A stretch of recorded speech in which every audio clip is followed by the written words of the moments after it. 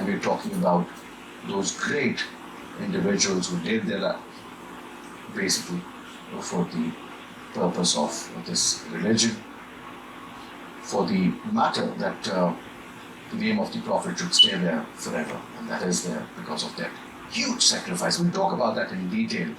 But obviously, when we look at these sacrifices made by all those close to the Prophet, close to his heart, eventually today when we look at the state of the Muslims all over the world, whether we talk about the 57 Islamic Muslim nations or we talk about 1.5 to 1.6 Muslims all over the world, look at their misery.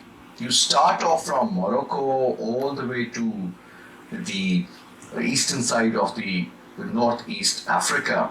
You talk about Egypt, you talk about Libya. Then you come down, talk about Syria, talk about Palestine, talk about Iraq, talk about Iran, talk about other Muslim countries, Pakistan, which is in a state of war.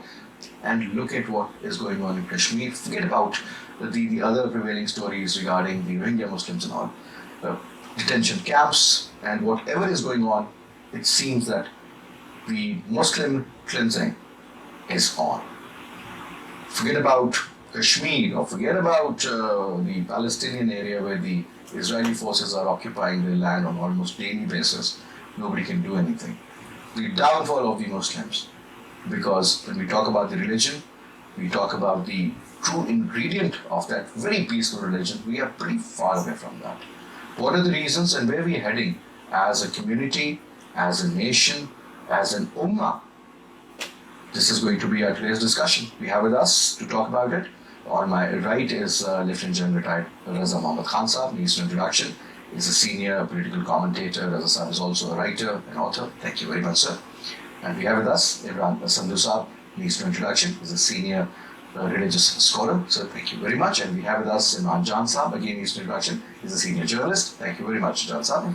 Now, Jan Saab, we always talk about the glory of the Muslims. We always talk about the expansion of this religion. We always talk about the deeds, the values, the ethics, the culture of the Muslims. But when you look at the current scenario, so 2019, and especially, let's put it this way, post 9/11, sir, things have changed.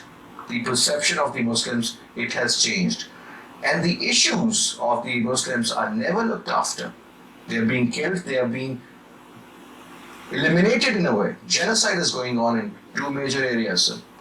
You talk about Palestine, you talk about Kashmir, sir, and not even a single word, honestly, sir, from the Western world, sir. What exactly is going on, Jan Saab? In particular, sir, except for a few. The kind of support we were expecting, it doesn't exist there anymore. And even from the Muslim world, for that matter. Okay, Bismillah ar-Rahman ar-Rahim. I think first of all I'll like to comment on what you said about essentially about the role of the OIC as it relates to whatever is happening in Kashmir and particularly and whatever is happening to the Indian Muslims again.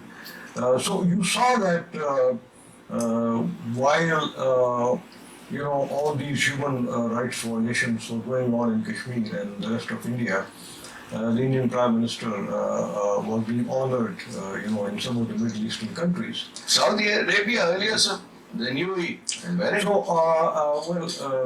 I think some justification given by those countries is that these visits were previously planned, and therefore they could not, postpone it. So that is their viewpoint, but I don't want to comment on that.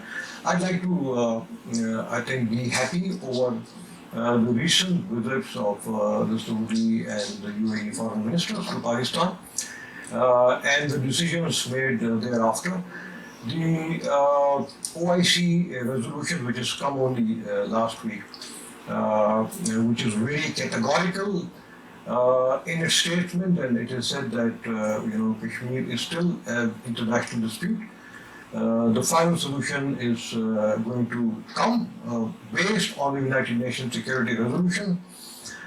It is also called on the Indian government in very emphatic terms that they should take back all the measure that they undertook on the 5th of August and they should stop the repression of Kashmiris, lift the curfew, and so on and so forth. And I believe that the foreign minister of the two countries who are here, I think they have come to some kind of an agreement that the OIC will specifically meet on these issues, probably at New York, either on the sidelines of the UN General Assembly meeting before or after that. So I think that's a very positive kind of message that is being given. So assurance it has been given. Yes, yes.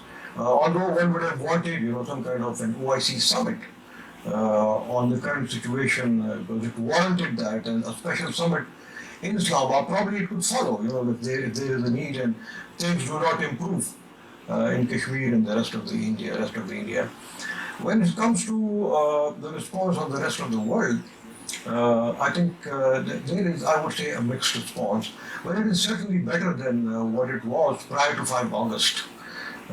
We have seen, that the issue is going to be discussed in the US Senate. It is going to be the UK foreign minister has issued very strong statement saying that the human rights violations in the Indian Health Kashmir may be, an internal matter to India, but it has regional implications, and they must be seriously, immediately, and transparently investigated. This is the strongest kind of a statement that has come, from Britain itself. There is an international reaction to whatever they are doing, more so in London and I think in other capitals, and I think it is going to enhance. And the international media, I think, has been generally supportive of Pakistan's stance on that. While the governments, So primarily what they have supported is the ongoing atrocities in, they have actually highlighted that. But when it comes to the direct support of Pakistan, sir, to me at least, it seems missing for some reason. well, they would not. I think, and we should not expect any direct support of Pakistan's policy on that. Maximum was that, okay, fine, it's a bilateral issue. Few countries have actually said that it is an issue in the UN. It's not a bilateral, but technically these steps taken by the Indians were totally unilateral. They said this was a general issue and we'll This is talk what about some it. of them are saying, and they are more. I think they're picking up the issue of the human rights violation, which I think is equally important. And I think this momentum must go on. This is extremely important. That This is the right time, Yeah, it's as I the say, right time. when the iron is hot. because the conditions for this have been created by the Indian government itself. And you will see, in my view, that the situation in Indian Health Kashmir as well as in mainland India is going to deteriorate very fast. And the Kashmiris will never accept 35A, wherein Kashmiri land is given to others. That is really going to be the major problem out Yeah, there. there may be civil war because of that. Absolutely, sir. And you never know. But Imran Sahib, talking about the religious freedom, sir, that is your constitutional right. You talk about the Friday prayers, they're not being held. You talk about Eid prayers, because people are forced to stay indoors. And now we're talking about Ashura. They always make sure that there should be no procession or people should not come out, even now. Now, sir, religious freedom is something which, to Indians, because they always claim they were a secular state. If you're a Hindu, you can live as a Hindu. If you're a Sikh, you're a Muslim, you're a Christian. Now things have changed. Hindustan has actually become Hindustan. Interestingly, no more India. It is a country maybe for the Hindus, by the Hindus, and maybe only for the Hindus at the end of the day. Look at the way the Muslims in particular are sidelined. Even the Sikhs are feeling very threatened. So the cases and so many other minorities out there. Where is India heading, sir? And what about the future of the Muslims living in India? Bismillahirrahmanirrahim. Thank you for asking me such a important question. Where is India heading to? Actually, the very reason Pakistan exists was the same reason that we see now, that we anticipated, our founding fathers anticipated what would become of Muslims in India. We anticipated that there's going to be a systematic cleansing of Muslims. One whole nation is going to become a slave of the other nation.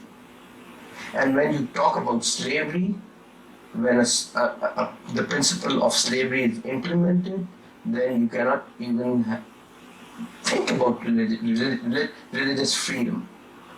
This is what is happening over there. You cannot go to the Jummah prayers. You cannot even. Jummah prayers is something that is legal constitutional right of Muslims anywhere in the world. So much so that you cannot even go out of your house to bury your dead at this point. You cannot go out and get your, people hospitalized. No basic human rights exists. Worship set aside. You are not enjoying. Look, I saw the speech of the Prime Minister of Pakistan. He very rightly analyzed the situation and correlated this issue to be an issue that has happened in history before we have experienced it. The Hitlerism and the Nazism. That was the problem side. And look what was the solution side. Ultimately, we've experienced that Hitler had to shoot himself in the head. This is what practically today, what Modi has done. You'll see and experience what he's doing. He's becoming the Hitler went after individuals and groups. Over here, it's a different ballgame, sir. You have basically imposed curfew in an entire region. Now, this whole region is at least 3 times the size of Switzerland, for that matter. Let me add something that you might see that what's happening. Hitler called some 1.3 million Jews to talk. He then put those Jews into gas chambers and killed them. So this is what had happened. You can go and see the history. And here what is happening? It is on a larger scale, not 1.5 Will you call scale. it ethnic cleansing, sir? It is. Will you call it genocide? It is bigger than ethnic cleansing, sir. It is human cleansing. It is human cleansing. Ethnic cleansing is a crime, but the bigger crime is that you are in ethnic cleansing, you take on armies or people and then you kill them. Here, whole of the community is under arrest. They cannot go out of their houses. So now what is the solution? If you read the history through the parameters of what it should be read through, armies had to enter Berlin to break that system. Now this is illegal, unconstitutional, inhuman cleansing. Other than 2 countries, one was Japan and one was Italy. Rest of the initially the Russians were of the view that Hitler is never going to attack them. He's just assembling the forces there. Maybe he's looking somewhere else, or maybe that's a defense line. And then they were defeated, and we all know what happened to those 3 countries. And they used to be called the axis of evil at that time. So the entire globe was against them. Over here, sir, India seems to have a lot of support. We are also sort of going out, reaching to various countries, various capitals, and maybe getting this support. But in general, sir, the reality on ground seems to be very different. I'll come back to that, sir. I want you to comment on that. But if you want to comment, sir, quick comment, and then over to Imran Sandhu. Okay, Imran Sandhu, your comment, and then we'll... So I just want to say that, as you mentioned, that Adolf Hitler went on killing Jews and all that. He shot himself because the US and the Russians went after him. That was a major reason why he came down. Here in this situation, Modi, as you mentioned, has enormous support, and especially the United States is not, even if we see the foreign ministers of UAE and Saudi Arabia who are here today, I did not see, unless I missed anything, I did not see any statement condemning the Indian move in Kashmir. There's only statements of showing solidarity and support with Pakistan. But again, like I said, if I missed it, that's a different story, but there is no condemnation issued by these two foreign ministers. At the same time, I just want to mention here that the world powers, especially the United States, is trying to achieve peace in Afghanistan and is trying to make sure that the land of Afghanistan is not used to attack them in future.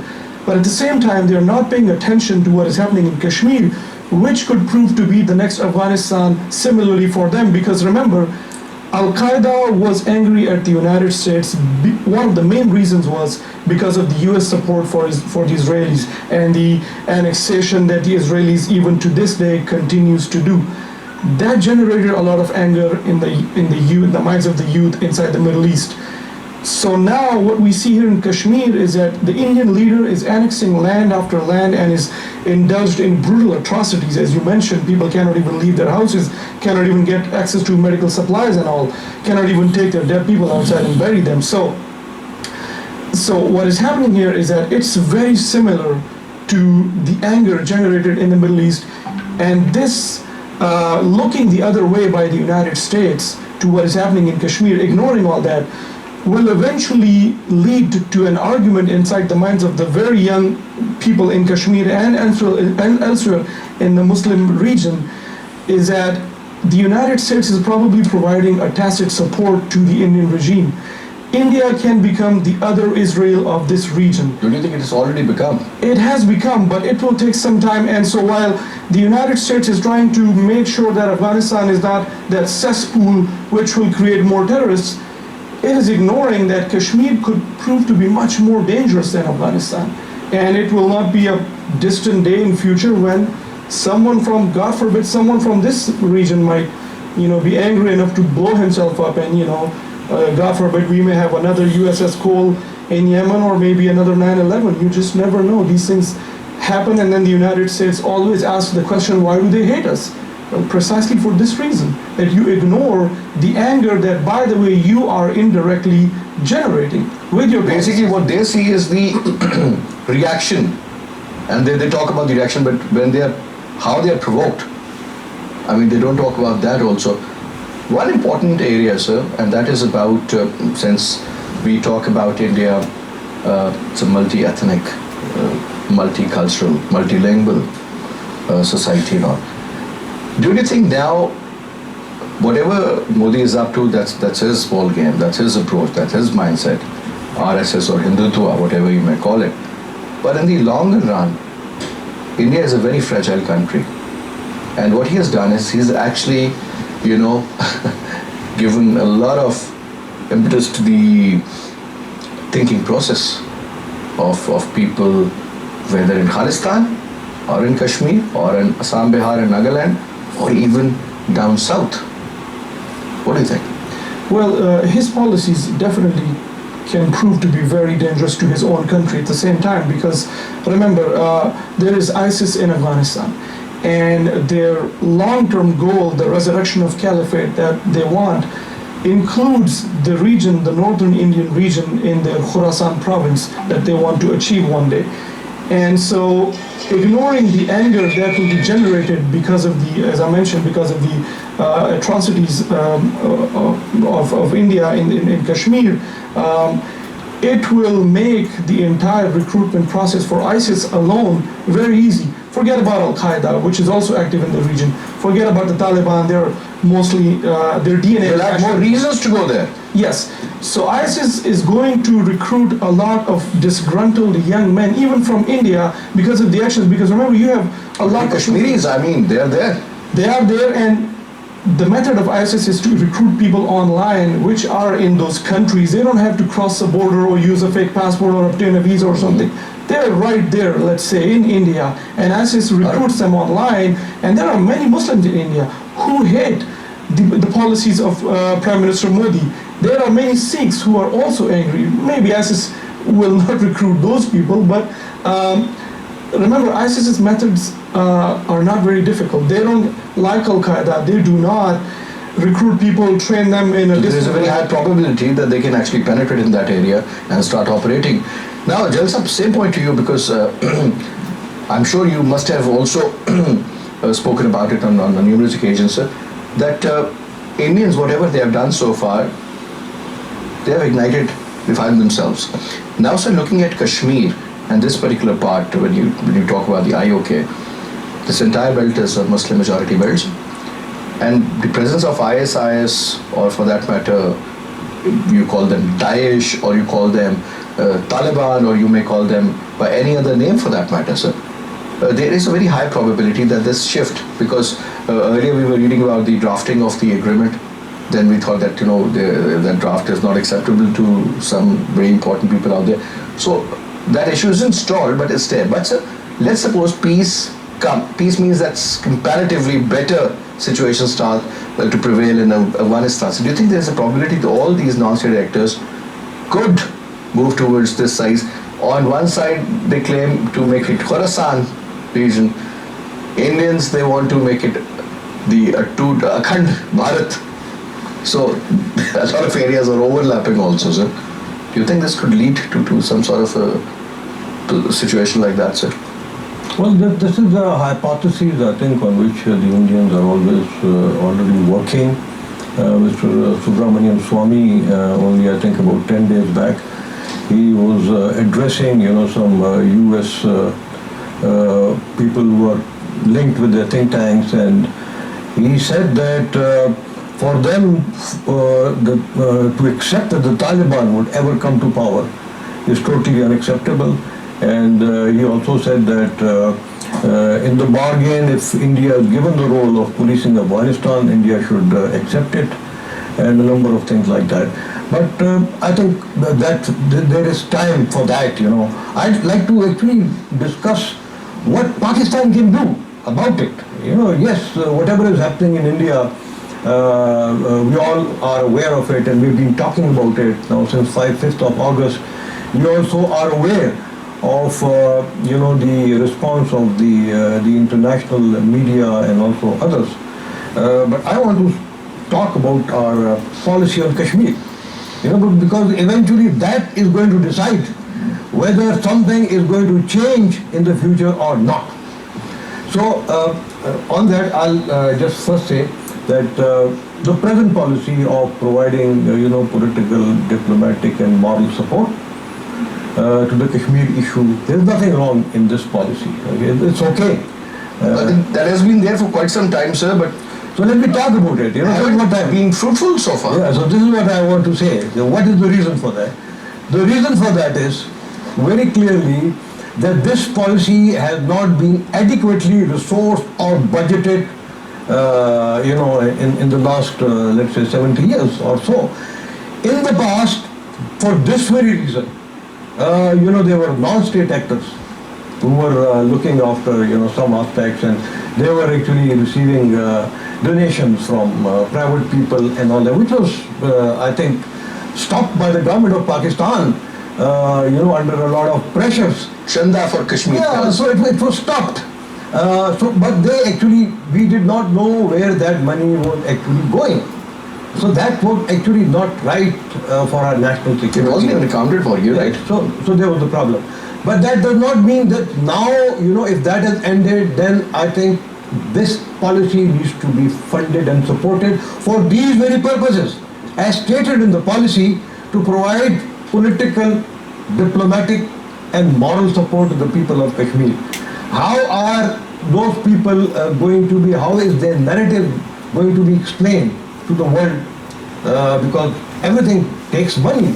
If you have to buy, let's say, airtime on international media, or if articles have to be commissioned in the international press, so it all needs, the money is needed for that. Absolutely. So, but this fund should actually, like the DAM fund, be crowdsourced, and you will see people will come. And I would go to the extent that it should be an international fund. where Muslims from all over the world should contribute, particularly the Kashmiri diaspora. Both Indian Health Kashmir as well as AJK, they must chip in. And once we are talking of solidarity with the people of Kashmir once a year or or once a week and all that. You should have enough funds to Funds, exactly, just put in, chip in 10 bucks like you do for the dam fund. So it is going to make a difference in that way. And then whatever we are saying, if there is any rhetoric, even that rhetoric, can be applied, in a different manner. So that is the change. The other component of this policy is a declared stance of Pakistan, the government of Pakistan, that any violation of the Indus Water Treaty, because all our Kashmir is our upper riparian region, and the Indians know that, and they keep threatening us. They will stop our water. We should very clearly tell them that any violation will be an act of aggression, and Pakistan will respond to it as it responded to the Indian aggression at Balakot. Thirdly, that Pakistan will not from now onwards ask the Indian government for any dialogue except on 3 conditions. The first condition being that they should actually revert back to the post-5 August situation. The second one, that there should always be a mediator sitting in the dialogue whenever it happens, and the mediator should preferably be from the United Nations, from the United Nations. Finally, they must tell the world that till such time, this issue is resolved, the issue has to be managed, through international mediation, facilitation, help, assistance, support, whatever it is. And if that is not done, then I think this issue has to be transformed. By transformation, what it means is that the people of India, including the oppositions and all those people who have brought it to this area, their perceptions have to be modified, and they have to be told. They have to be told that what is going to be the cost in terms of blood, in terms of treasure, for the people of India in particular, for the region itself.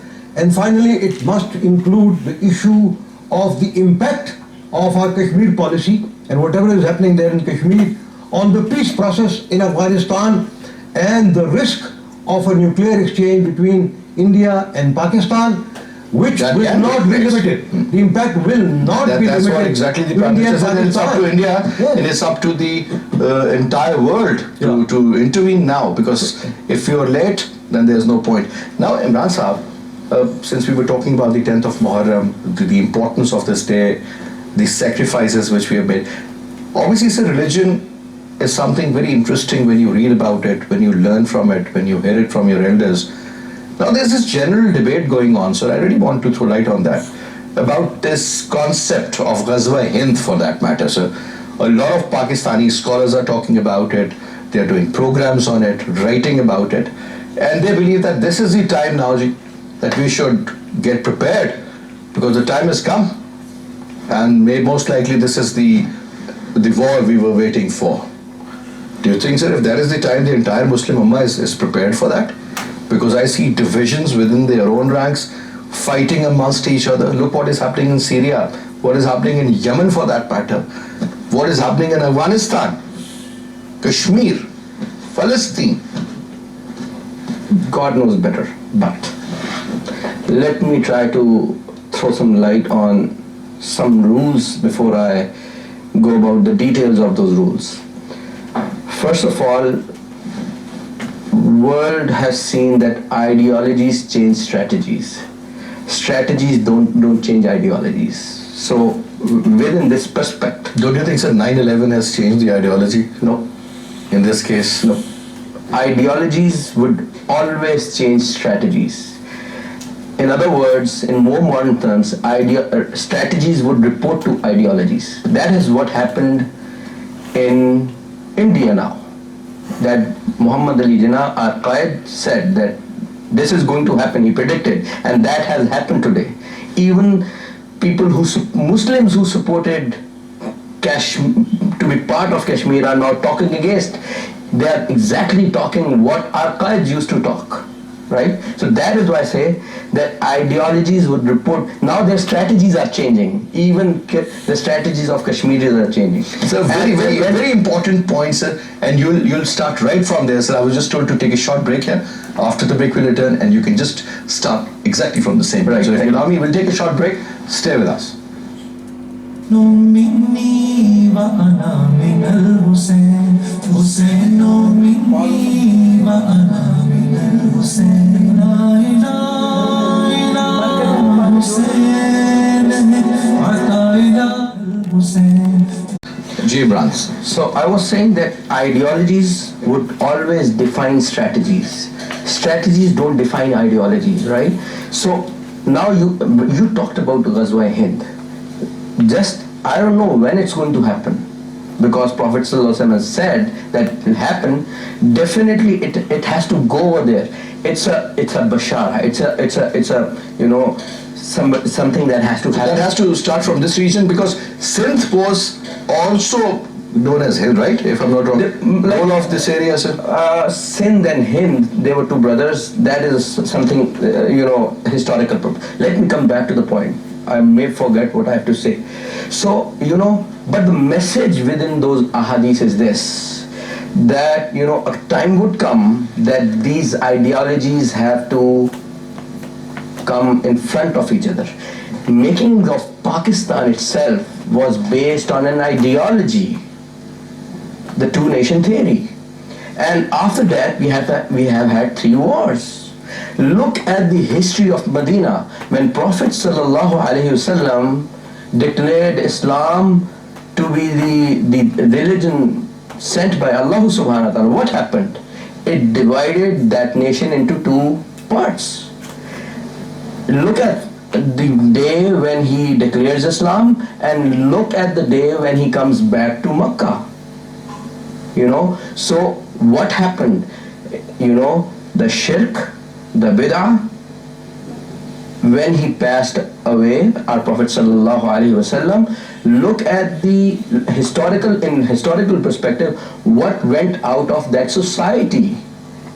All those things that were to be kicked out of the society had gone out. So we were created on an ideology, and time and again, you change strategies, you can change strategies, you can go all out, diplomatic, you can go all out war. The spectrum is right there, as rightly so. DGISPR, without mentioning his actual plan, he gave us, whole spectrum yesterday, and that was such a beautiful spectrum, the sub-conventional, then conventional, then the political decision making. So we are very much there to take on the ideology that is there.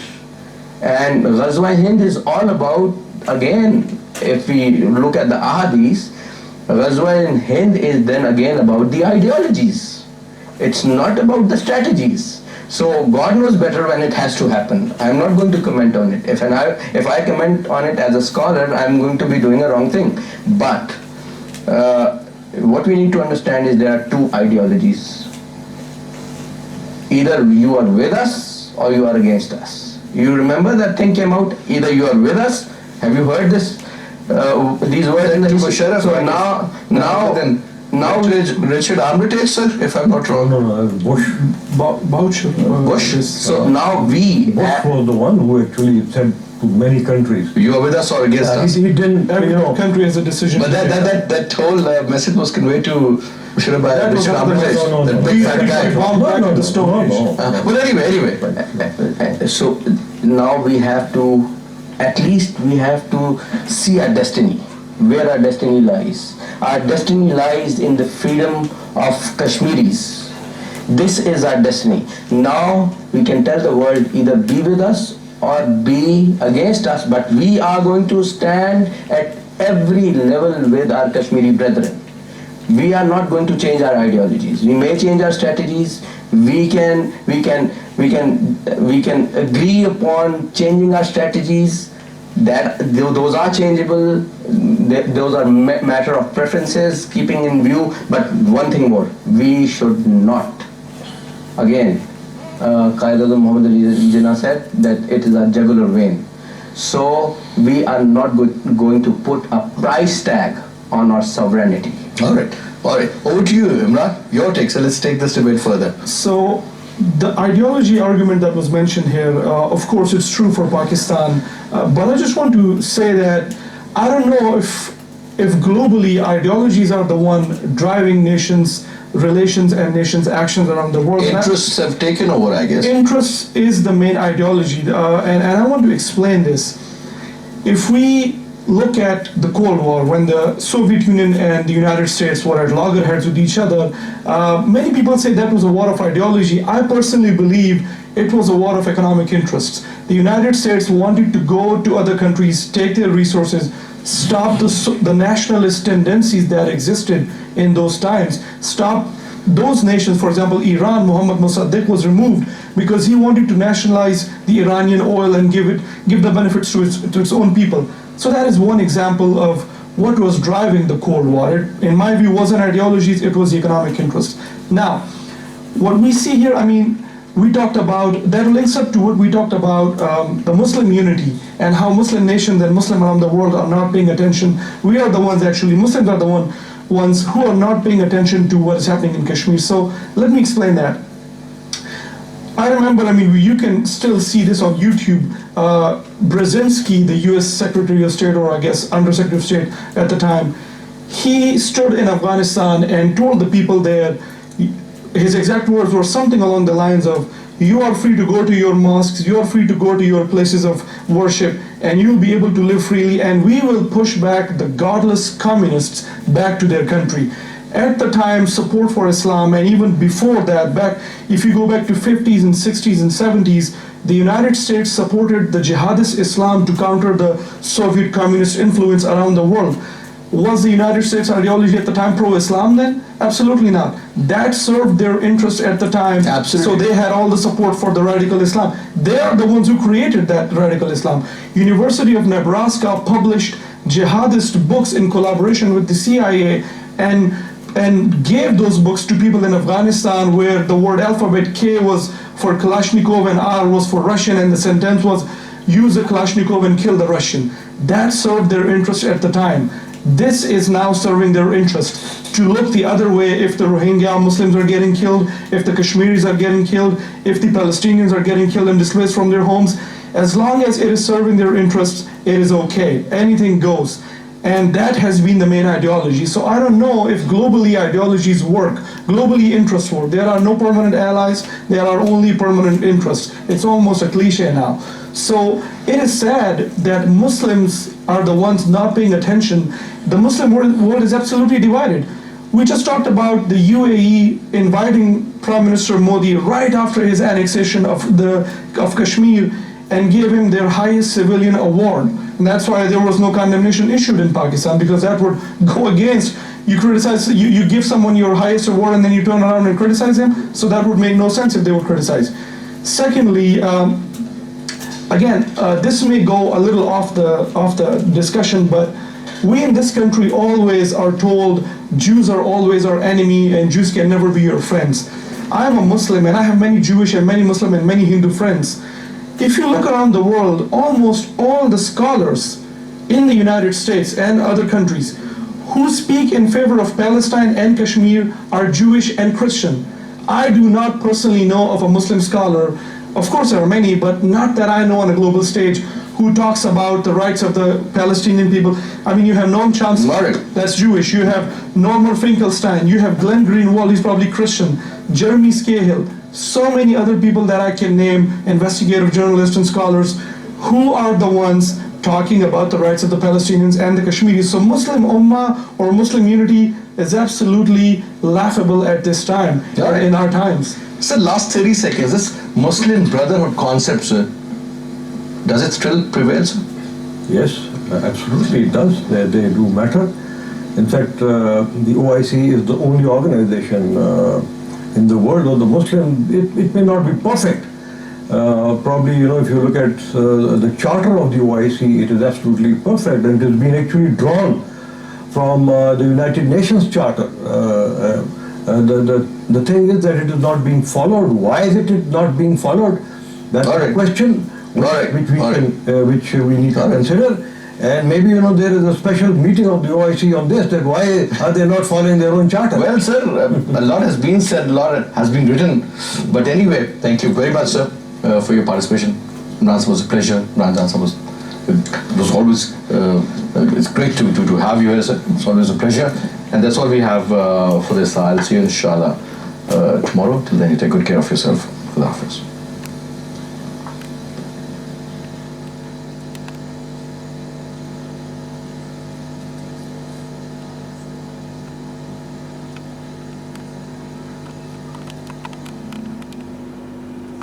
एक second